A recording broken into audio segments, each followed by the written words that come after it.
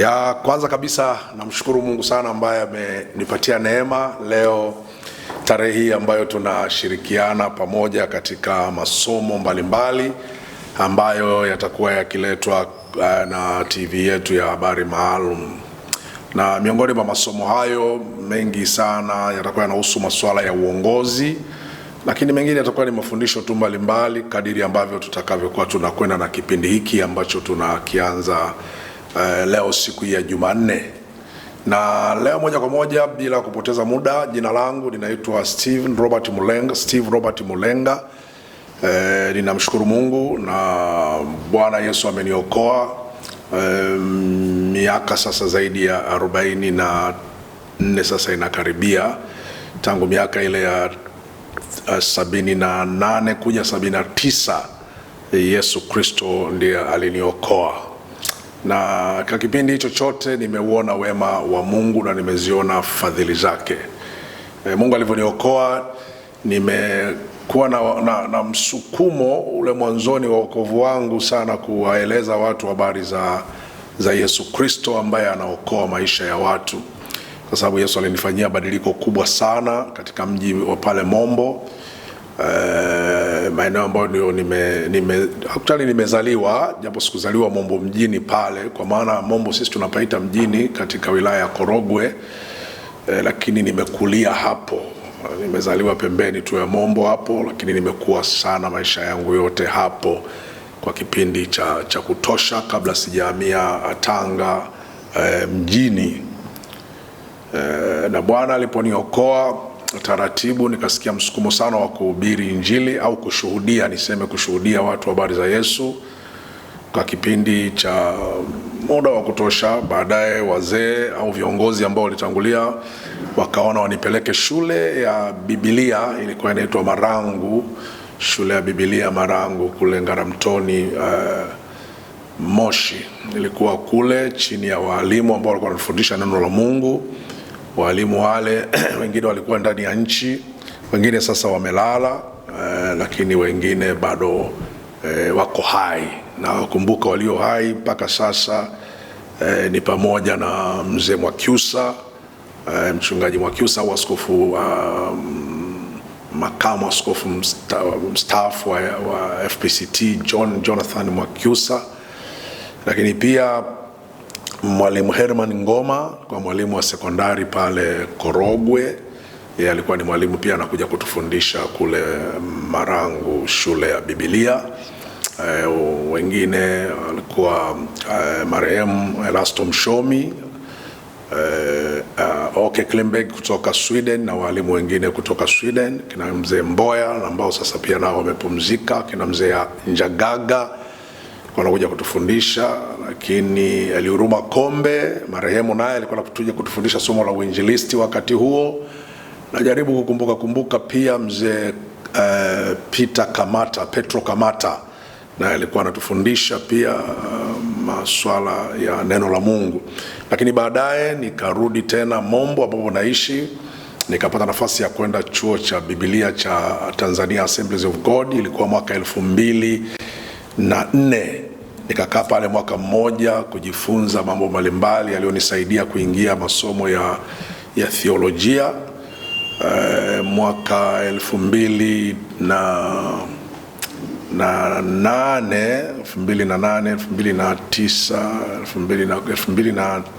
2011, wakati ule pale palikuwa pana masomo ya theolojia. Nilifundishwa theolojia kwa miaka 3, kapata advanced diploma. Baadaye nikaendelea na masomo ya degree, nikasoma pale mwaka mmoja, na mwaka wa pili nikajiunga na Global huko Dar es Salaam ya TAG. Nikawa nakaribia kumaliza masomo, baadaye nikajiunga na chuo kingine nikamalizia hayo masomo, lakini nikawa najiendeleza taratibu, kajiunga na vyuo mbalimbali, na mpaka sasa ninaendelea kusoma au kujifunza zaidi mambo ya neno la Mungu. Kwa hiyo nina muda wa namna hiyo. So nimechukua nafasi hii kuleta masomo ya uongozi. Masomo haya ninayafundisha kulingana na uzoefu ambao mimi mwenyewe nimejipatia au nimejionea, nimejifunza. Kwa hiyo si tu yale mafundisho sana sio vibaya kusikiliza kwamba fulani alifundisha hivi na mtu fulani alifundisha hivi, naweza nikagusa mambo ya namna hiyo, lakini sana nafundisha kutokana na vile ambavyo nimejionea mimi mwenyewe binafsi. Kwa sababu baada ya kuokoka mimi sikufikiri sana kufikia katika masuala ya uongozi. Mimi nilikuwa mwinjilisti, napenda sana kuhubiri mpaka sasa, na hata tu mwaka jana hapa mwezi 2024 nilikuwa nahubiri huko kijijini Lugongo. Nilikuwa nahubiri mkutano wa Injili. Si unaona tu ni juzi tu hapa mwaka jana, na hata sasa nina mikutano iko mbele yangu ambayo ninaweza nikahubiri. Lakini Mungu akanisaidia nikasimamia tawi pale Mombo, baadaye nikasimamia parish, baadaye nikachaguliwa kuwa mchungaji wa kanisa la mahali, kwa lugha nyingine wanasema senior pastor. Nikawapo kwa muda wa kutosha sana, lakini mwaka 2007 nikachaguliwa kuwa askofu wa jimbo la Tanga kwa kanisa la FPCT. Hapo ilinichukua kama miaka mitatu kwa katiba iliyokuwa wakati ule. Katiba ikabadilishwa tena, nikachaguliwa tena kuwa askofu wa jimbo kwa miaka mitano. Kwa hiyo nimekuwa askofu wa jimbo kwa miaka 8 katika jimbo la Tanga, na baadaye nikapata neema kuchaguliwa kuwa makamu askofu wa kanisa la FPCT. Nikawa chini ya uongozi wa mzee David Batenzi. Alafu baadaye Mungu akanisaidia kwa miaka 5 nikaja nikachaguliwa kuwa askofu mkuu wa kanisa la FPCT. Nikamaliza miaka 5 na sasa niko miaka 5 mingine ya kipindi cha pili. Kwa hiyo nachotaka kuzungumzia hapa kuhusu uongozi, nazungumzia ule uzoefu ambao nimeuona, ile experience ambayo nimeiona katika masuala ya uongozi, changamoto za uongozi, kiongozi anakuaje na uongozi ni kitu gani. Hayo ndio mambo nitakayokuwa nazungumzia. Mungu amenipa neema, nimeshirikiana na wapendwa wachache nikaandika kitabu. Yani si kitabu sana, lakini ni kitabu kwa maana ya kwamba nimejaribu kuona uongozi katika maisha ya Mfalme Sauli. Nimeandika maadili ya uongozi, kwa sababu katika uongozi kuna mambo mengi sana, lakini uadilifu ni kitu cha muhimu sana katika uongozi. Sasa haya mambo yote nitayazungumzia katika kipindi hiki. Unaweza kuwa kiongozi lakini ukawa una uadilifu, unabaki kuwa tu kiongozi. Kwa hiyo nitazungumza sana na naamini utapata kitu, kwa sababu kuna tofauti kati ya kuongoza, kuna tofauti kati ya uongozi na kuongoza. Unaweza ukawa kiongozi lakini usiwe unaongoza. Sasa hiyo ni tofauti kubwa sana. Au unaweza ukawa kiongozi lakini una maadili zile zinazomfanya mtu kupata kibali cha kuwa kiongozi. Kwa sababu kiongozi ukifuatilia sana na ukitaka kuelewa kiongozi ni mtu wa namna gani, kiongozi ni yule mtu ambaye anatangulia mbele, wengine wanamfuata. Lakini kiongozi pia ni yule mtu ambaye anajua njia, yani anajua mwisho wa kule anakokwenda. Lakini si tu hivyo, kiongozi anapaswa ajue na ifahamike ni mtu mwenye mamlaka. Ni kiongozi huyo. Lakini si tu mamlaka, kiongozi pia kwa namna nyingine ni cheo, lakini si cheo tu, yani habaki kwenye cheo tu. Kiongozi pia ni madaraka, lakini si kubaki tu kwenye madaraka. Hiyo ndio nataka kuizungumzia. Kiongozi ni nafasi, lakini sio tu kubaki kwenye ile nafasi. Vitu kama hivyo ndio nataka kuvizungumzia, ambavyo nimegundua ni changamoto kubwa sana katika masuala ya uongozi. Unakuwa kiongozi lakini huwezi kuongoza. Upo kwenye uongozi na watu wanakuona kiongozi, na wewe unaweza kujitambulisha kabisa, mimi ni kiongozi wa taasisi fulani, lakini kweli si kiongozi unayeongoza. Ni kiongozi kwa sababu ya mamlaka, ni kiongozi kwa sababu ya cheo, ni kiongozi kwa sababu ya madaraka, ni kiongozi kwa sababu ya nafasi. Mimi ninachotaka tushirikiane pamoja ni kiongozi zaidi ya mamlaka, ni kiongozi zaidi ya madaraka, ni kiongozi zaidi ya cheo. ni kiongozi zaidi ya nafasi. Maana kiongozi ni yule mtu ambaye anawatangulia wengine mbele yao kwa matendo, yani anakuwa kielelezo, anakuwa mfano, si tu katika kusema, watu wanafuata pia katika kuona matendo yake jinsi anayofuata. Na leo nitakapokuwa nazungumzia mambo hayo, nitagusa kidogo kidogo sana, mifano michache. Ningesema kwa habari za Bwana wetu Yesu Kristo, nadhani hiyo ningechukua, hiyo inakuwa ni ngazi ya juu sana, ngazi ya juu sana, ambayo mara nyingi mimi katika uongozi nimewaambia watu, Biblia inatuambia kweli tuige mfano wa Kristo Yesu, lakini tunapotaka kujifanania kwa Kristo tunafika mahali ambapo hatutoshelezi, kwa sababu ni neema ya Mungu inayoweza kutufananisha, lakini si rahisi mtu kumfanania Kristo, kwa sababu Kristo alikuwa ni kiongozi wa peke yake, kiongozi ambaye hana mfano, kiongozi ambaye hakuwa na dosari katika uongozi wake, ni kiongozi ambaye alikuwa anajua alikotoka, alikuwa anajua alipo, alikuwa anajua kule anakowapeleka watu. Ndio maana mara nyingine Yesu alisimama akasema, mimi ndimi njia na kweli na uzima. Unaona? Yani yeye kama kiongozi alisema mimi ndimi njia, kweli na uzima. Yani sio njia ambayo utafika mahali utakwama. Yeye ni njia, halafu hiyo njia ni kweli, halafu si kweli tu peke yake, hiyo njia ni uzima. Sasa huyo huwezi kumlinganisha. Yesu Kristo hana mlinganisho katika uongozi wake, ni wa pekee sana, ni kiongozi ambaye aliongoza katika kiwango cha juu cha kupita. Yani kama ni kujifunza, basi tutakuwa tunajifunza siku zote kwa Yesu. Kwa nini? Kwa sababu Yesu katika uongozi wake, ukisoma utaona ni ajabu sana. Yeye kama kiongozi mara zote alikuwa anatangulia mbele na alikuwa tayari kuyatoa maisha yake, na ndio tunavyoamini na ninavyoamini kwamba aliyatoa maisha yake mpaka kifo cha msalaba. Yani alikuwa tayari, hakuwa tayari kabisa kiongozi kukwepa majukumu. Alikuwa ni kielelezo, mfano mzuri ulio mwema. Yani kuanzia maneno yake, mwenendo wake ulimpa nafasi ya kwamba yeye ni kiongozi anayeongoza, sio tu kiongozi amebaki kwenye nafasi. Kwa hiyo Bwana wetu Yesu Kristo anatupa kielelezo kikubwa sana, ambacho kila mara tunapotaka kujifunza habari za uongozi kuhusu Yesu Kristo, tunafika mahali tunasema, Bwana Yesu, tunaomba neema yako, tujalie hiyo neema yako, tujalie hizo nguvu ambazo umesema zitatuwezesha sisi tuwe katika uongozi. Ni kiongozi ambaye aliweza kuwaongoza watu katika kweli na mpaka kesho.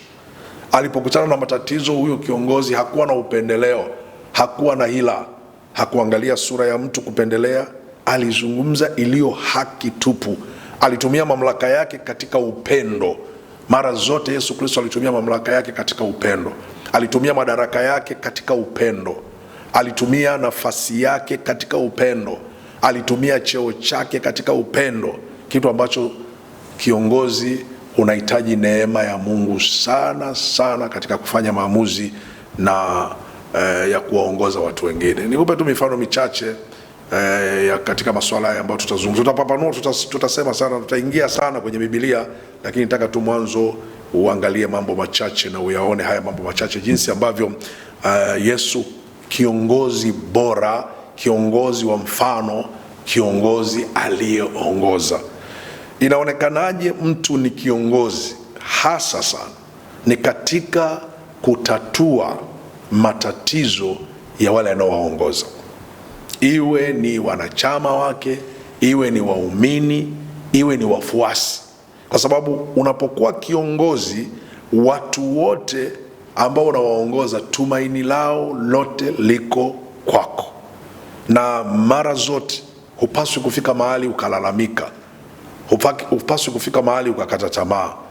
Unatakiwa kila mara uwe na majibu ambayo yanakuwa ni toshelevu kwa watu, hata kama wewe huwezi kuona matokeo yale majibu kwa wakati huo, lakini kiongozi unakuwa namna hiyo. Sasa tunapozungumza habari za Kristo Yesu, ndio nasema sio rahisi sana kumfananisha na sisi Unaona vile ambavyo alitatua mambo na watu wake, alitatua mambo kwa wale aliokuwa anawaongoza.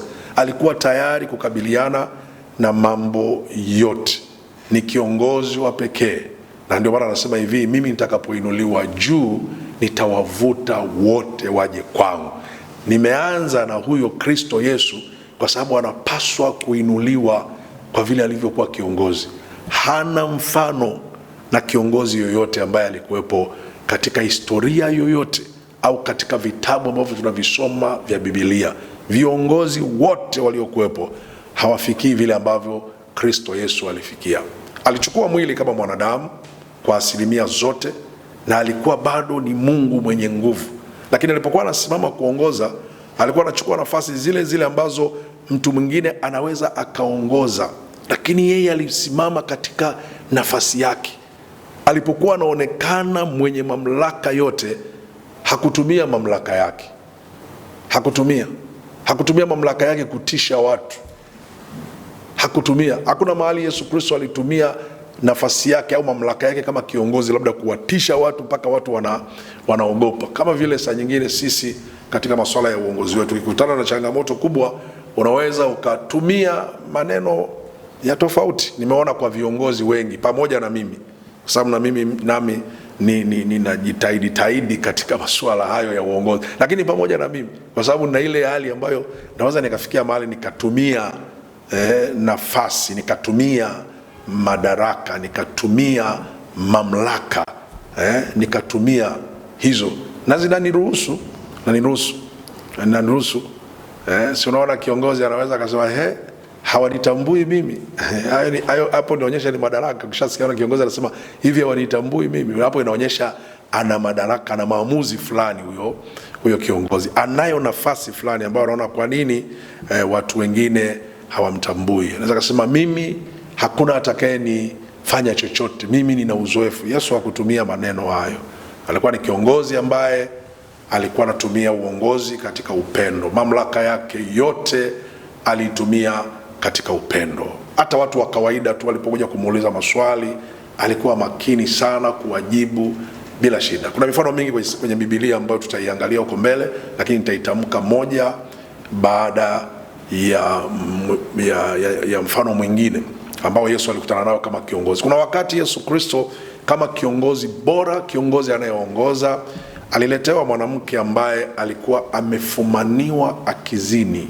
Ni kesi ngumu sana kwa mujibu wa kuongoza. Ukisoma Biblia, Mungu anapoeleza Waisraeli, mtakapotaka kuweka mfalme katika taifa lenu, huyo mfalme alikuwa amepewa masharti fulani. Miongoni mwa masharti makubwa aliyopewa ilikuwa ni kusoma Torati. Katika kitabu cha Kumbukumbu la Torati, ile sura ya 17, ukisoma ile sura ya 17 inazungumzia kwa wana wa Israeli wa kwamba watakapokuwa wamepata nafasi ya kukaa sasa na kupumzika, wachague mfalme, kwa maana ya kiongozi, na huyo kiongozi wanasema atoke kwenye kabila lao, asiwe yani mtu mgeni. Alafu wameambiwa huyo kiongozi asije akazidisha mambo mengine ambayo hayastahili kufanywa. Katika mstari wa 14 unasema hivi, utakapokwisha kuingia katika nchi akupayo Bwana Mungu wako ukaimiliki na kukaa humo, nao utakaposema nitaweka mfalme juu yangu mfano wa mataifa yote yaliyo kando kando yangu, usiache kumweka yule atakayechaguliwa na Bwana Mungu wako awe mfalme juu yako. Umweke mmoja kati ya ndugu zako awe mfalme juu yako. Usimtawaze mgeni juu yako ambaye si ndugu yako, ila asifanye farasi wake kuwa wengi, wala asiwarudishe watu Misri, ili apate kufanya farasi kuwa wengi, kwa kuwa Bwana amewaambia tangu sasa msirudi tena njia ile. Wala asijizidishie wake, ili moyo wake usikengeuke, wala asifanye fedha zake na dhahabu zake kuwa nyingi mno.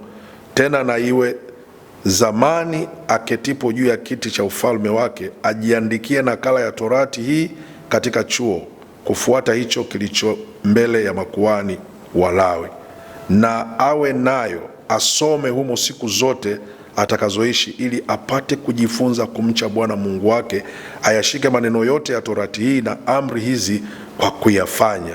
Moyo wake usije ukainuliwa juu ya ndugu zake, wala asikengeuke katika maagizo kwa mkono wa kuume wake wa kushoto, ili apate kujifanyizia siku zake kuwa nyingi katika ufalme wake, yeye na wanawe katika Israeli. Unaweza ukaona hapa panazungumzia juu ya kiongozi au juu ya mfalme katika taifa la Israeli. Kwanza alitakiwa ajiweze aweze kufika mahali anajiweza huyu kiongozi. Anasema ya kwamba asiwe na wake wengi, asijikusanyie dhahabu nyingi. Anaonywa, lakini anaambiwa nakala ya torati au ni kitabu cha torati awe nacho, awe anakisoma, kiwe mbele zake chini ya makuhani na Walawi. Kitamsaidia na ajifunze kumcha Bwana. Sasa unapomuona Yesu Kristo, unaona haya ndio alikuja nayo, alikuwa ameyabeba haya ndio alikuwa nayo. Alikuwa Yesu Kristo ameibeba torati, amebeba neno la Mungu, na amekuja sasa kuelekeza au kuongoza, kuonyesha njia nini inapaswa kuongoza. Sasa unaona hata alipoletewa yule mwanamke aliyefumaniwa kwa mujibu wa torati, kiongozi kama yule, wale Mafarisayo walitaka wamkamate. Walimwambia, mwanamke huyu tumemkuta akizini, na torati ya Musa inatuagiza wanawake kama hawa wapigwe kwa mawe. Wewe unasemaje? Maandiko yanasema hivi katika Yohana ile sura ya 8, Yesu akawasikiliza. Naona alipowasikiliza, maandiko yanaonyesha wale watu walikuwa wana munkali, yani wamekuja na jazba, wanataka jibu la haraka. Lakini Yesu hakuwa na haraka. Kama kiongozi anayejua kuongoza, akainama chini, akaanza kuchora chini ya ardhi. Hawa ndugu wameshika mawe na wana hasira kali sana. Anatafuta jibu. Kiongozi ni mtafuta usuluhishi. Kiongozi sio mchonganishi. Kiongozi mtu anayeleta watu kwa pamoja. Anatafuta kila njia, huyu na huyu nitamsaidiaje. Hata kama ukweli utajulikana huyu ndio ana makosa, lakini kiongozi yuko kuwasaidia watu wote. Hiyo ndio tunapozungumza kwamba Yesu aliongoza si katika mamlaka, katika upendo. Yaani upendo wa Kristo ulitawala katika wote aliokuwa anawatolea majawabu. Hata kama ilikuwa hukumu, wale waliohukumiwa au waliojisikia hukumu hawakuondoka pale wakiwa wamemlaumu, waliondoka wakiwa na furaha. Hata na yule aliyekuwa anahukumiwa, Yesu aliondoka kwa Yesu akiwa na furaha. Yesu alikuwa ni kiongozi wa ajabu sana, wa ajabu mno. Alipoinuka akawaambia wale watu, asiyekuwa na dhambi miongoni mwenu awe wa kwanza kumpiga huyu mama jiwe au kumtupia huyu mwanamke jiwe. Biblia inasema wale watu wakajioji nafsini mwao, wakajioji kwenye mioyo yao. Hiyo ni sifa ya kiongozi ambaye unaweza ukaongoza watu, kama ni katika jambo jema au baya, wafikie mahali wajihoji nafsini mwao. Walipojihoji wakagundua wao wenyewe wana makosa, hata kama pale hawajajulikana. Maandiko yanasema wakaangusha mawe alafu wakaondoka. Na Yesu alipoinuka hakuona mtu mwingine tena isipokuwa ni yule mwanamke. Akamuuliza yule mwanamke, wako wapi washtaka wako? Akasema hakuna hata mmoja. Na Yesu akamwambia, hata mimi sitakuhukumu, enenda zako usifanye dhambi tena. Sasa unaweza ukaona wale watu waliokuja na mawe waliondoka wakiwa yani hawajakasirika kwamba wamezuiwa kupiga mtu, no. Waliondoka kuona hatustahili kumpiga huyu mama. Yani huyu mama hata tukikutana naye kesho hatumpigi wala hatumhukumu. Na yule mama alivyoondoka kwa Yesu Kristo hakuona kwamba yeye amekuwa bora, amekuwa mshindi. Naye anaondoka na sasa, hiki kitu nilichokifanya nimekutana na mtu wa ajabu sana, sitakifanya tena. Sasa huo ndio uongozi uliotukuka, uongozi ambao umepita kiwango. Sisi viongozi wengi siku za leo katika maamuzi kama hayo tunafikia mahali kuamua, lakini tunafikia mahali kuhakikisha watu wengine wanaumia. Na mimi nimesoma mafundisho mengi ya viongozi, na mimi mwenyewe pia na mafundisho, siwezi kujitoa. Mafundisho mengi ya viongozi ni kwamba ikifikia mahali hakuna jawabu lolote, basi atakayeumia aumie. Wewe fuata ule msimamo. Labda unaweza kusema kanisa letu linasema hivi, au dhehebu letu linasema hivi, au uongozi wetu unasema hivi, au chama chetu kinasema hivi, au kabila letu linaamua hivi. Yani kunakuwa na maamuzi ambayo yanaonekana ni uongozi, lakini si ule wa kumfanya mtu atamani kuongozwa. Unajua kama kiongozi mara zote, mimi nimesema nafundisha haya katika uzoefu wangu. Kiongozi sio sifa kwamba anapokuwa mkali sana ndio anakuwa kiongozi. Uongozi huendani na sifa ya ukali. Wala kiongozi sio sifa kwamba anapokuwa mcheshi eti kwamba inamvuruga kwamba sio kiongozi. Hapana. Kiongozi ni katika maamuzi, anaamuaje ile maamuzi. Kwa sababu maamuzi yanaweza yakaamuliwa, sio lazima yaamuliwe kwa kufoka sana. No. Yanaweza kaamuliwa kwa hali tu ya kawaida. Yesu anasema asiyekuwa na dhambi katikati yenu basi awe wa kwanza wa kumpiga huyu mama mawe. Akusema basi asiyekuwa na dhambi hapa. Yesu mnajifanya hivyo, piga mawe nione. Alisema tu asiyekuwa na dhambi katikati yenu. Ilikuwa kama mjadala tu, asiyekuwa na dhambi katikati yenu basi ampige huyu mama jiwe, awe wa kwanza. Hawa ndugu walipojihoji wenyewe waliondoka. Kwa hiyo kuna namna fulani tunafikiri uongozi, ile inapozungumza uongozi ni mamlaka. Mimi nasema uongozi si mamlaka tu. Uongozi katika kuongoza katika hali ya upendo, kuona kwamba unataka kumsaidia kiongozi, anataka kumsaidia mtu afike mahali fulani. Hata kama huyu mtu atashindwa basi au ameshindwa mwenyewe. Kiongozi anatoa majawabu ambayo yanamfanya mtu hata akisikia, hata kama ataondoka kwa kupinga, lakini moyoni mwake mwenyewe anagundua kwamba kwa kweli nimekutana na uongozi ambao umeweza kunisaidia. Hii haina maana kwamba mtu hataondoka. Mtu ataondoka, mtu ataacha. Kama ni shirika fulani, kama ni dhehebu fulani, anaweza akaacha anapohukumiwa. Lakini ule uongozi, ile namna ya kuongoza imemsaidiaje? Ndugu mmoja alikuwa ameniambia hivi, naweza nikamtaja kwa jina lake. Ni rafiki yangu, tunafanya naye kazi sana, missionary Bent. Alisema hivi, mtoto yoyote katika familia afanye mambo mazuri au mabaya, siku anapotaka kuondoka nyumbani, kama ameondoka kwa uzuri au kwa ubaya wowote ambao mzazi anafikiria, anasema yule mtoto atarudi tu kutegemeana na vile alivyoagwa siku ya kuondoka. Hii inakaa ngumu sana kuelewa. Yani kama atakuwa ameagwa vizuri, hata kama amefanya ubaya, basi huyu mtoto ni rahisi sana baadaye kufanya nini? Kurudi nyumbani. Wakati huyu missionary Bent alivyokuwa ameniambia swala hilo, nilitafakari sana, na baadaye nikaona yule mwana mpotevu alipoondoka katika familia yao, ambaye tunamuita sisi leo mwana mpotevu, lakini Biblia inasema kuna baba mwenye watoto wawili, mkubwa na mdogo.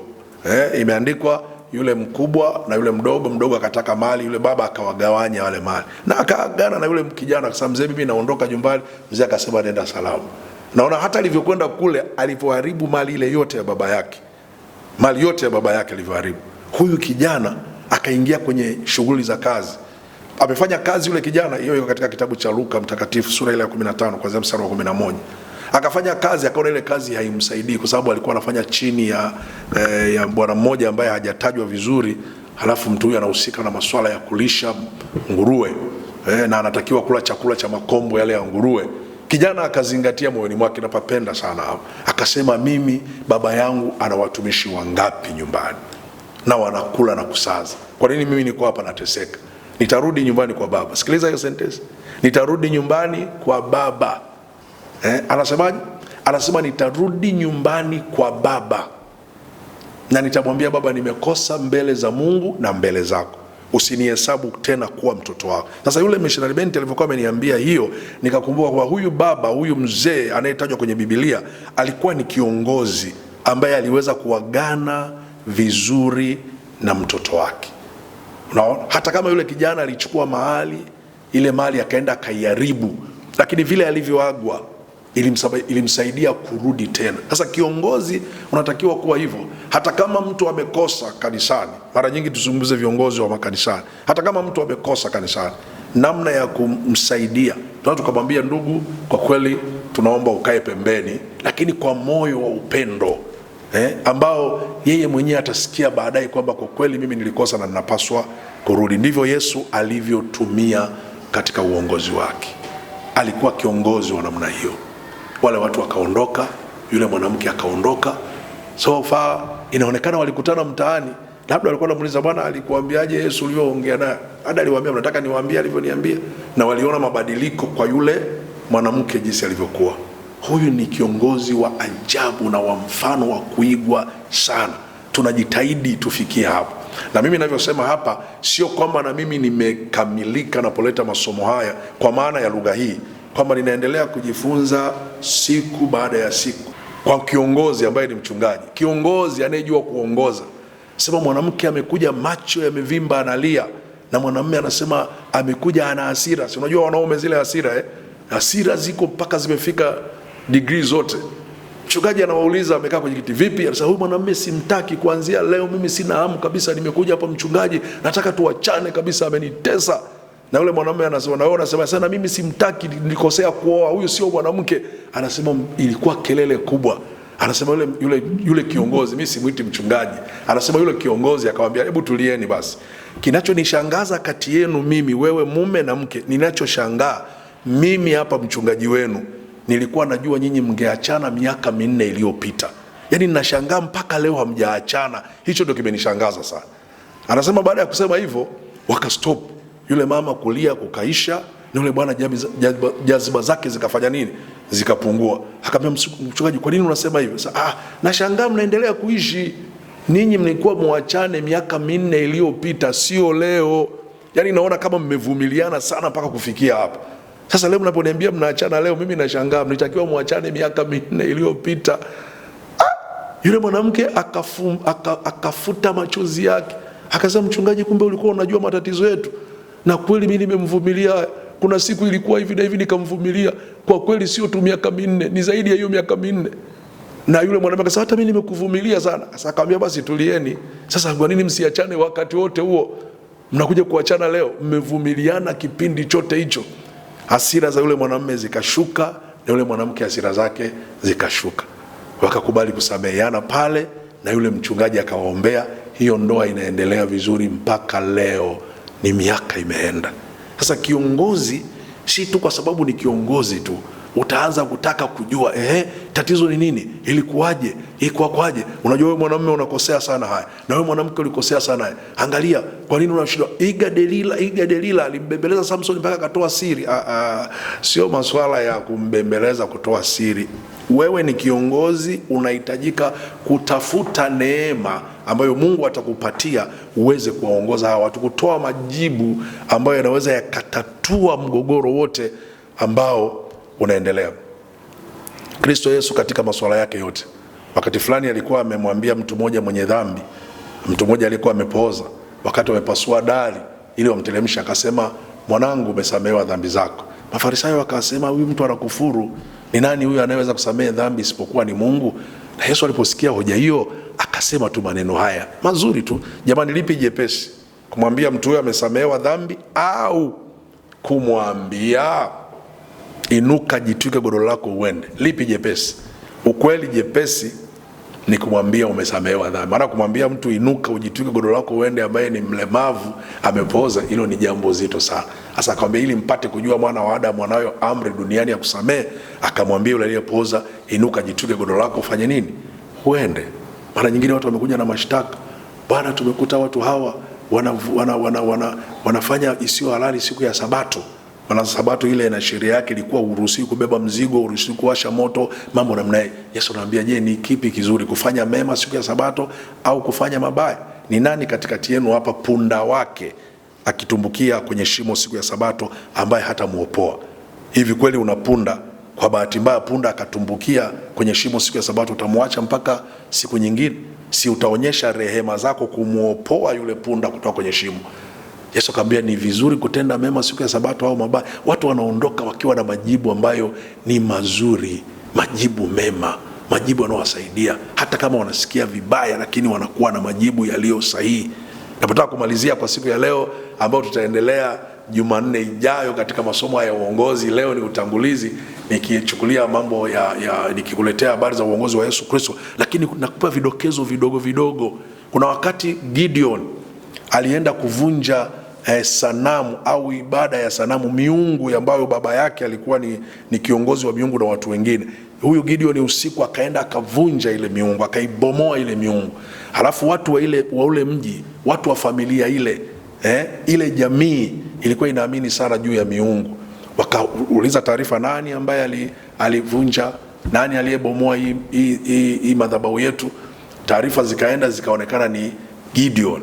Kwa hiyo Gideon akatakiwa aitwe. Kwa hiyo baba yake akaitwa, akaulizwa habari za mtoto wake Gideon, kwa nini amemvunja Mungu wao. Yule mzee alitoa jibu ambalo ndio hasa katika uongozi majibu kama hayo yanapaswa kutolewa.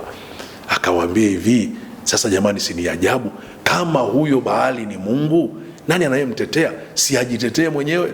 Mpaka huyo Mungu anakuja kukatwa mapanga na kufa, nyinyi mnamtetea? Huyo atakuwa ni Mungu kweli? Maandiko yanasema wale jamaa wakatulia, kesi ya Gideon ikaishia hapo. Kiongozi, lete ufumbuzi kwa watu. Hata kama wamekosana, hata kama wamekosea, jaribu kutafuta njia ya kuwaletea ufumbuzi, wao wenyewe wapotee. Yesu anasemaje? Sina hata mmoja niliyempoteza isipokuwa ni huyo mwana uharibifu. Yani yeye mwenyewe ndiye alifanya aliyo yake.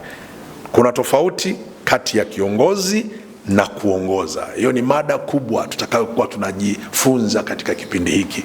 Unaweza kuwa kiongozi kwa jina, kwa umri na kwa miaka, ukawa kiongozi hapo, lakini wewe ni kiongozi lakini huwezi kuongoza.